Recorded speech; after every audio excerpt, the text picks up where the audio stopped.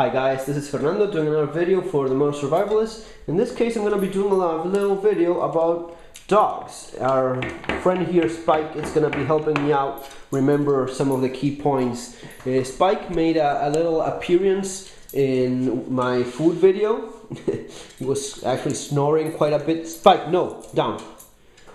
And I thought it would be a good idea to make a video on the criteria we had when selecting a dog for a family, and maybe it's going to be something that helps yourself choose the right dog for what you may be wanting one.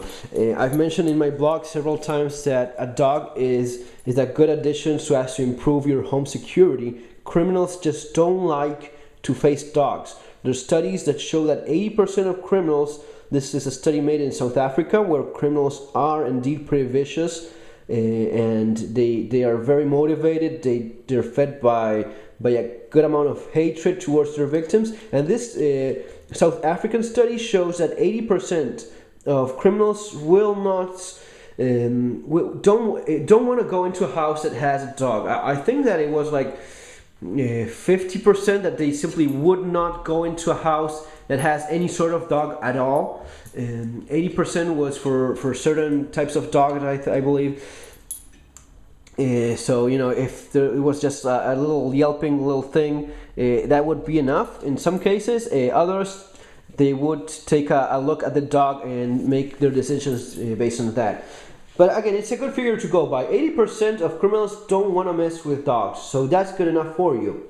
You may not want to go for the smallest possible dog there is, but you also don't want to go by the largest dog you could possibly buy. You don't need a huge eating machine. You don't need some killing machine. It's got to be something in between. The reason for this is that dogs eat.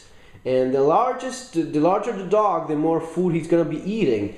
And one of the things we learned during the Argentine economic crisis was that one of the first things people did when they had little money, or they had, you know, if they had to get by with less, they got rid of their dogs. Some of the more unscrupulous ones would just turn them loose, causing, of course, a lot of problems for everyone else, because these dogs would gather in packs and go back to their more primal instincts, in some occasions even hurting people and such, especially smaller framed people or kids. So, you know, it is a factor to keep in mind. The size of the dog is important, so you have to find an in-between point between intimidation, actual, you know, let's call it stopping power of the dog, if it's able to deal with a criminal, with a burglar, someone that broke into your house. Is that dog physically capable? And most important, folks, does he have the heart and the will to fight? Not all dogs will have that. The English Bull Terrier, which is what our friend here Spike is, does have that will to fight. He used to be bred for fighting. These were fighting dogs, along with the Staffordshire Bull Terrier. The English Bull Terrier was a fighting dog. He will not back away from a fight.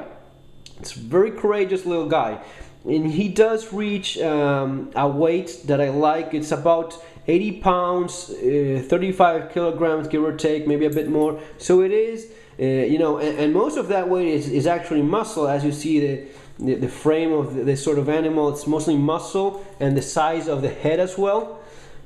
You see, keep in mind, Spikey here is 4 months old.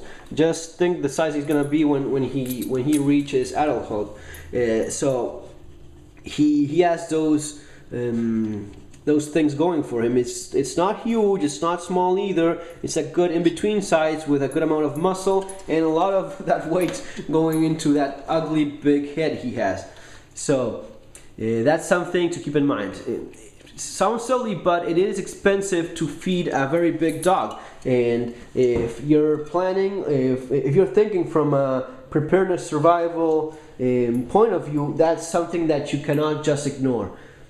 The amount of food you're going to be putting away for the dog is also to be considered. You're going to be having, besides the food storage you have for yourself, as seen in our previous video, you will have to put aside food for your dog as well.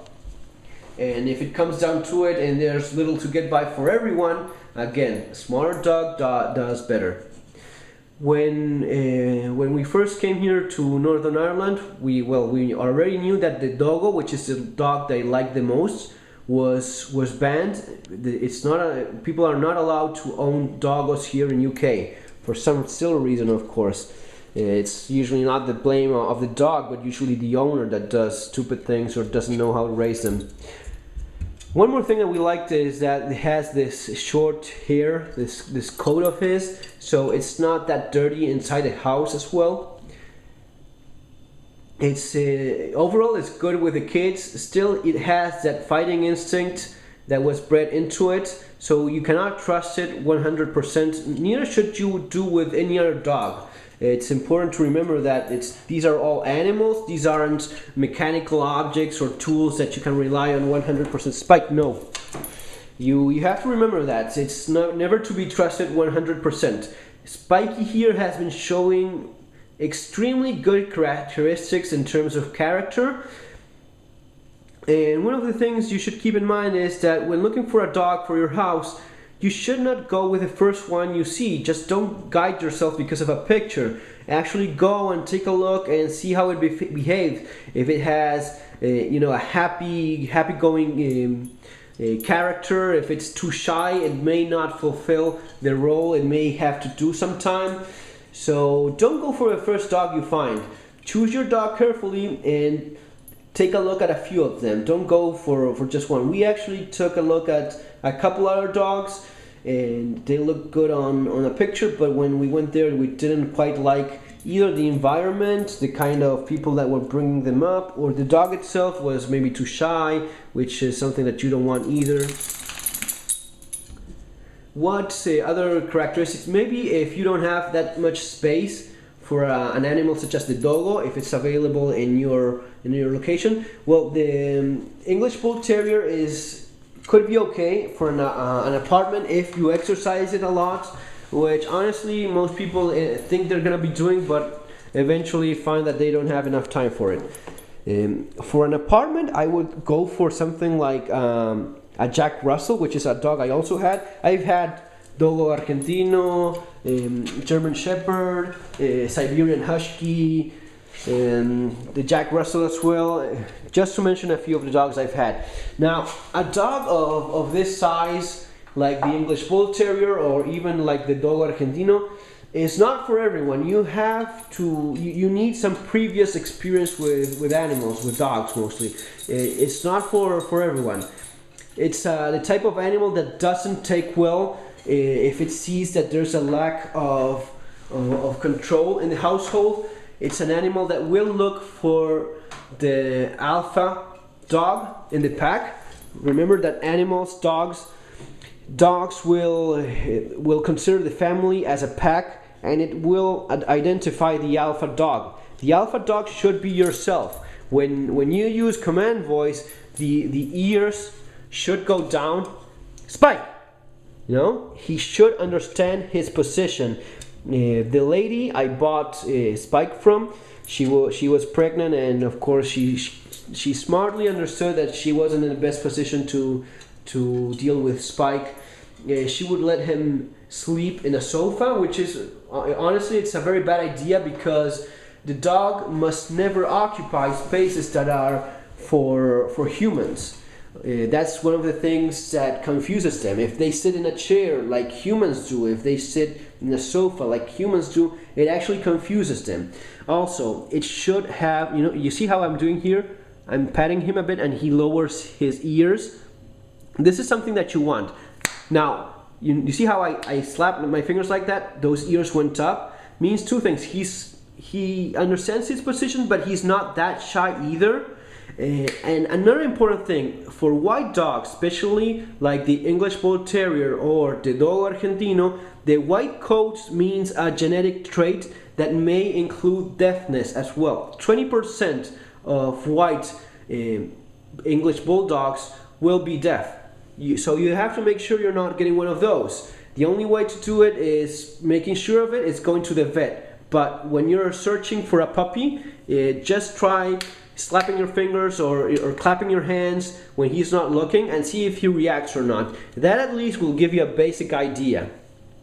You see how he's submissive of me? He understands his position in the pack very well. Yet he's very cheerful, he's very playful, he barks when he hears loud noises.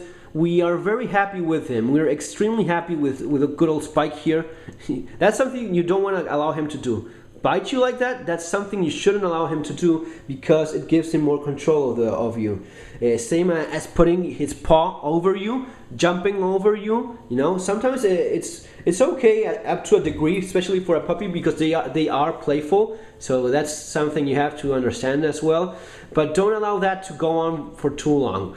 When you're if playing with a rag or something, don't allow him to win. At least not very much. You have to win yourself, not let him get away with a rag that both of you are pulling, because that's also a matter of control and may confuse him.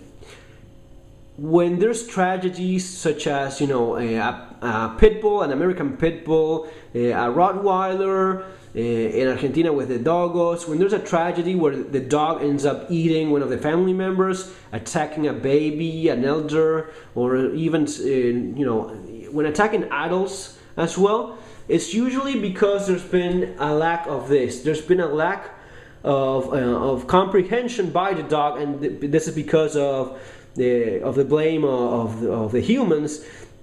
The dog felt that there was no clear leader in the pack, so he decided to take control for himself. This is especially truthful of the doggo. The doggo does not like things that aren't perfectly clear. If he feels that you're not in control, he's going to be taking control right away.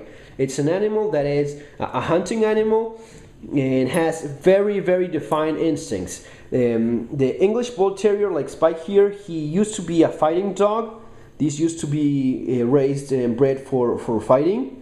So they do have a good instinct as well. So don't confuse them with that. Make it completely clear that they are the dogs. They're not kids. They're not people or anything like that.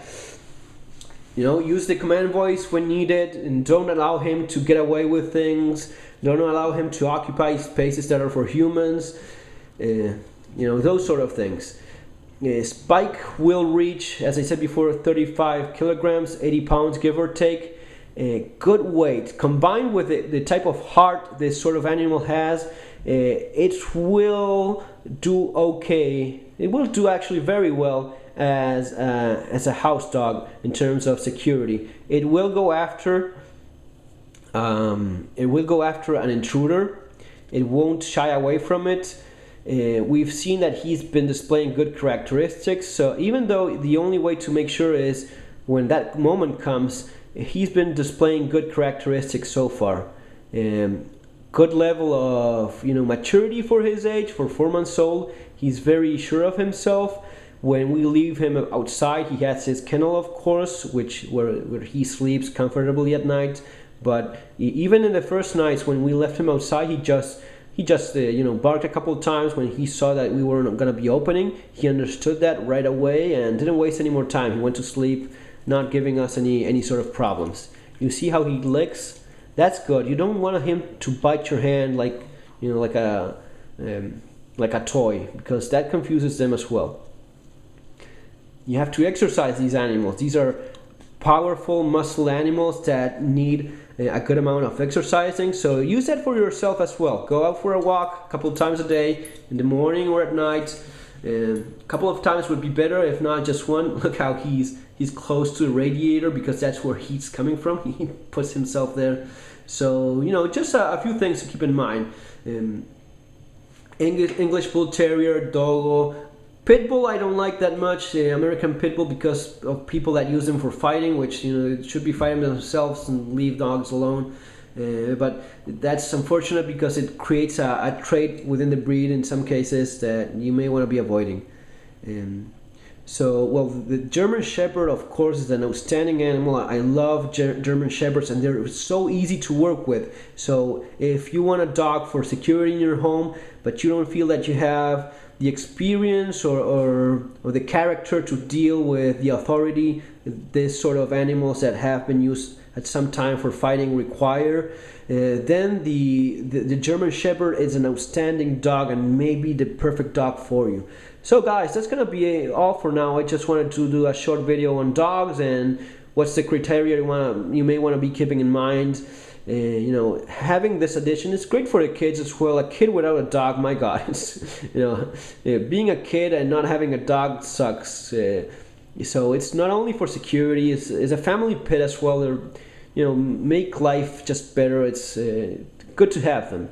So folks, that's gonna be all for now. Take care and hope you enjoyed this video. Bye bye.